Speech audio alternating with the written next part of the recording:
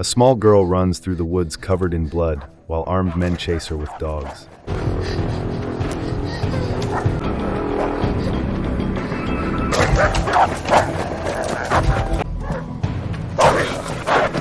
In her wake, multiple men lay dead in a secret laboratory being run by Dr. Beck and Mr. Choi. After failing to capture her, Mr. Choi returns with another small boy who tried going after the girl, and Beck scolds him and sends him back inside. As for the girl, Choi notes how difficult it was trying to retrieve her since she is enhanced, so Beck tells him to report her dead to headquarters while they continue looking. She thinks the girl will die soon anyway since she has an incurable condition from their experiments. A distance away on a farm, Mr. Koo is out feeding his cows when he notices something in the distance, only to realize it is a small girl covered in blood. He picks her up and calls for his wife.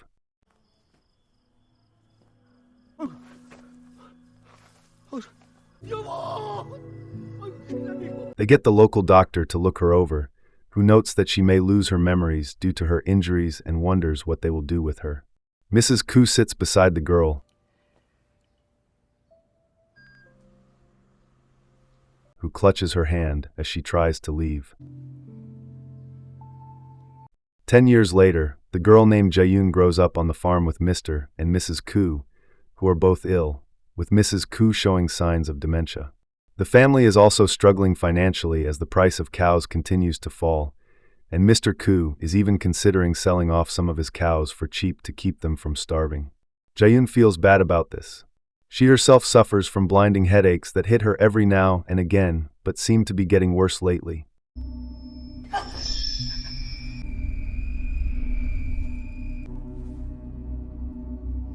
The next day after school, her friend Myung-hee tells her about a national singing contest that promises to pay out a large sum that could help her family and the farm, so Jaun decides to try her luck. Her audition is successful, and later she watches her performance on television with Myung-hee and her parents, who praise her talent. During the audition, the judges ask her about her special skill, and Jaun does something we don't see, but Mr. and Mrs. Koo become worried because of it. The phone then rings, and Myung-hee answers, but hears no one on the line.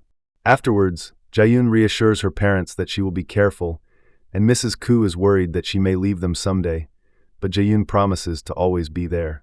Later, as she prepares for bed, she gets another blinding headache. But this time she sees a vision of men standing in the forest line, one man smoking a cigarette, but soon the headache stops. A few days later, Jaun and Myung-hee catch a train to Seoul for her second audition.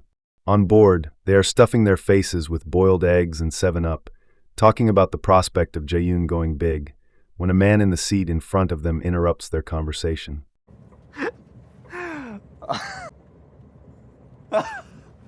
He goes by the nobleman, and he claims to know Jaun, calling her by name and revealing they go way back.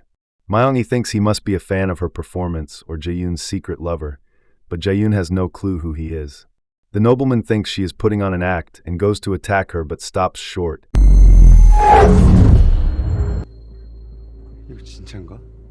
And Jaun just starts to cry. The nobleman relents but promises they will meet again. The nobleman goes to the restroom, where a passenger bumps into him, and he calls the man a meat bag. The man feels insulted and tries slapping him.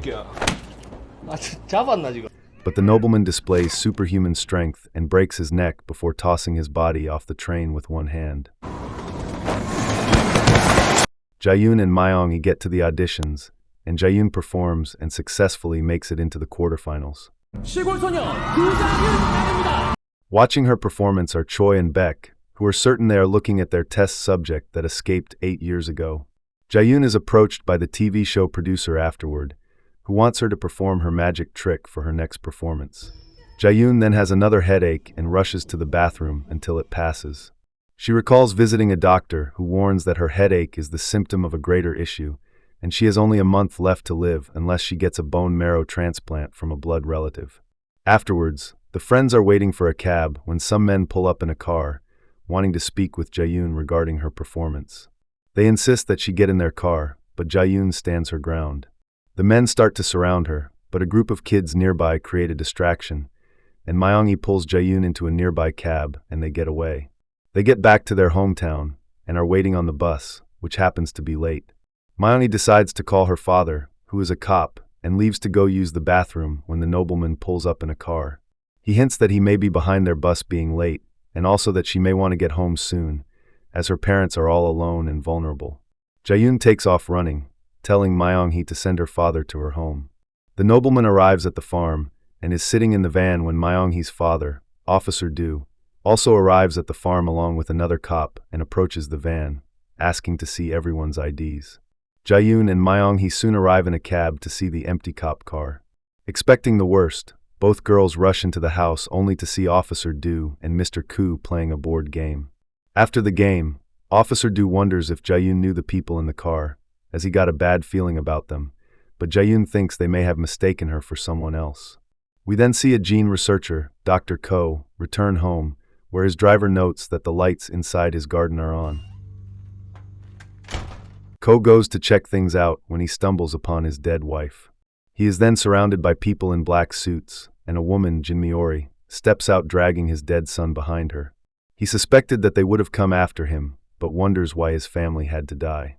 Jin Miori simply tells him she got bored of waiting for him, but now that he has arrived, it's his time to go. Outside, the nobleman is toying with a bloodied driver who is on the verge of dying. The man raises his gun, but the nobleman uses telekinesis to disarm him, then forces the man to end himself with his ability. His underlings have completed their mission and moved to their next target. Beck reads about his death and is satisfied. Mr. Choi has heard that Beck is moving to headquarters after receiving a promotion, and Beck suggests that maybe he should go on an extended vacation. Choi knows something is off and suspects she may have an ulterior motive, like getting rid of him. Beck finally tells him to look the other way and walk away, as their department has been shut down, and she is giving him the chance to leave with his life, while her super soldiers sitting behind her eye him dangerously. Choi accepts and wonders about Jaeyoon's fate, but Beck plans to retrieve her and recover her investment. Choi leaves, but suspecting that Beck is up to something, he meets with another executive in their company, who is concerned that Dr. Ko has been killed and learns about Beck's new super soldiers who were made in America. The executive then gives Choi the green light to kill Jaeyoon and bring back her head as proof. The executive asks about Choi's condition, and he shows a blackened hand, so the man plans to fix all the defected subjects with what they learn from Jaeyoon. That night, Mayong-hee joins Jaeyoon and her parents for dinner when Mrs. Koo suddenly forgets who Jaeyoon and Mayong-hee are. She insists on finding her daughter, then reveals to Mr. Koo that Jaeyoon may be searching for her real parents as she found newspaper clippings.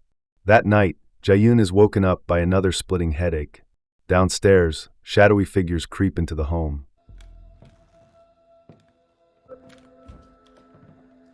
Jaeyoon has a bad feeling and rushes out, only to have a gun pointed at her head, and Mayong-hee held with a blade to her throat. The man who approached her at the bus stop then appears, calling Jaeyoon a witch as she almost took his life a while back.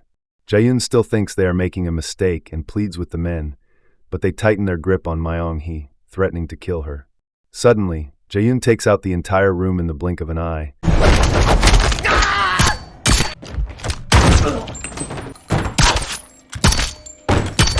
then beats the man's face in before shooting him in the head. Jaeyoon then snaps out of her state, but just then the nobleman and his super soldiers enter, amazed at her skills.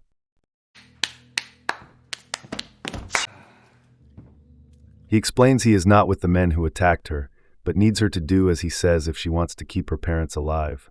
Jaeyoon still demands to know what they want from her and why they are destroying her life, but the nobleman thinks her acting is top-notch. He explains that Jaeyoon could be a national superstar if she wanted to with all the skills she has, but she is trying to keep a low profile. He then shows her a scar he got when he was younger, explaining that she did that to him, but Jaeyoon still has no idea. Despite this, the nobleman tells her to accompany them back to the company, where they will help her get her memories back, or they could kill everyone in town if she refuses. Mayong-hee doesn't want her to go, but Jaeyoon tells her to take care of mom and dad before following the nobleman back to his car. Choi gets no response from his hit team, so he gathers some field agents to head out. On the way to the company, the nobleman looks at pictures of Mr. and Mrs. Koo, noting that Jaun must have taken the time to choose them carefully and manipulated her way to get adopted, but Jaun does not respond. They soon get to what seems like an abandoned building, and the nobleman leads her inside while Beck watches her on cameras with a pleased look. The nobleman leads Jaun to a room where she is strapped to a chair, and soon Beck addresses her over the speakers, revealing they have been looking for her for over 10 years. Jaun demands answers as to why she is there, but Beck had anticipated her memory loss, as Jaun wouldn't have purposely exposed herself on live TV. Beck plans to help her get her memories back and signals to a guard standing beside her. The man reveals a syringe, then injects a struggling Jaun with an unknown serum. After a while, Jaun has a flashback to her days as a test subject inside the company and the brutal experiments Beck and other scientists had put her through.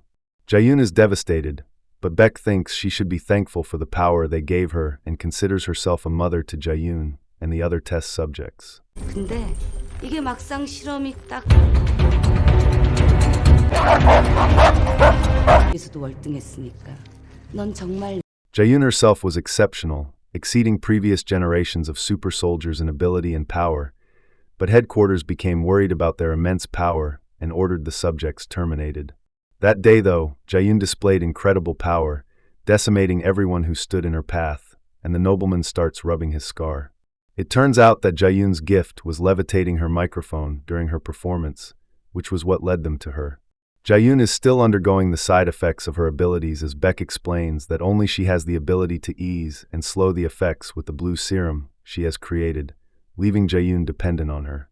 Beck decides to inject her with a second dosage, but this turns out to be a big mistake. Jaun's demeanor suddenly changes and she reveals the truth. She never lost her memories, and they did everything according to her plan. She then disappears from her seat and takes out the lone guard inside the room.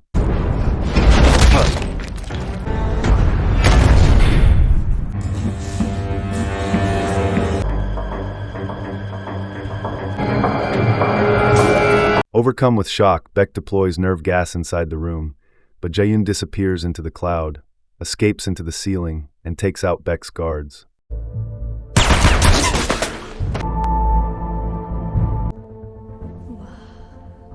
She then appears behind Beck, revealing she never forgot for a single day what Beck did to her and has been searching for her for a very long time as well.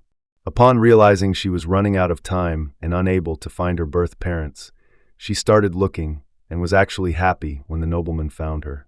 Her plan is to kill everyone, but first she wanted the serum, and she shoots Beck in the leg, demanding to know where it is being produced.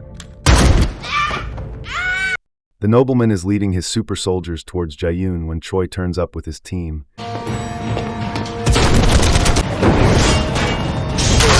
But a soldier rips a metal door off and throws it, decimating their formation.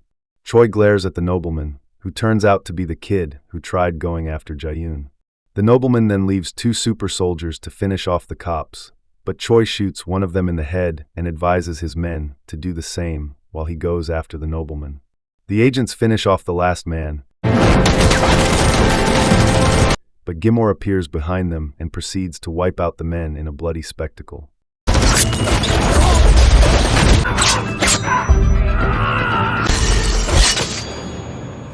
Jaun is dragging the injured Beck behind her when the nobleman sends her flying. Jaun casually stands, impressed that he has gotten stronger since they were kids.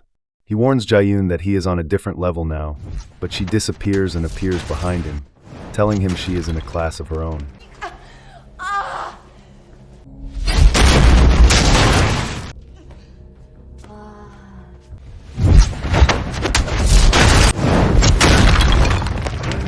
The nobleman fights back, his speed impressive, but Jaun overpowers him easily with just her reflexes and martial arts skills before kicking him through the wall and into another room.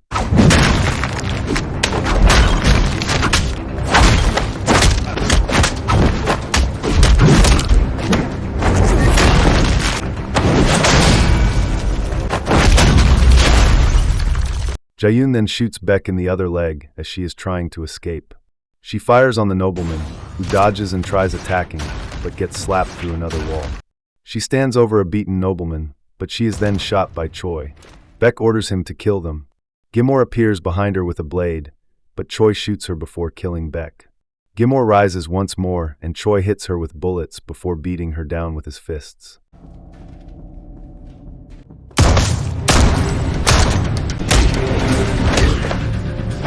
He turns to see Jaun missing, who appears behind him. He tries to attack, but Jaun is on a different level and kills him.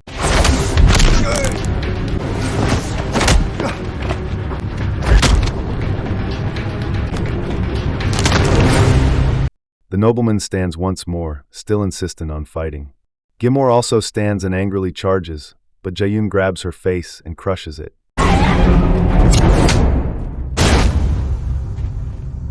The nobleman uses the opportunity to hold a gun to Jaun, but her telekinesis keeps him frozen in place before she stabs him in the heart.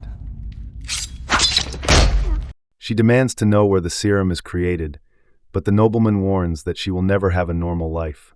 He refuses to tell her where the facility is located, so Jaun finishes him off.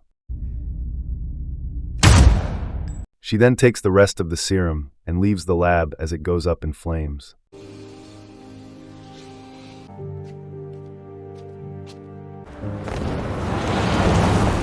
She visits her mother, who is now in the hospital, and gives Mr. Koo the serum to give to her mother to slow her dementia.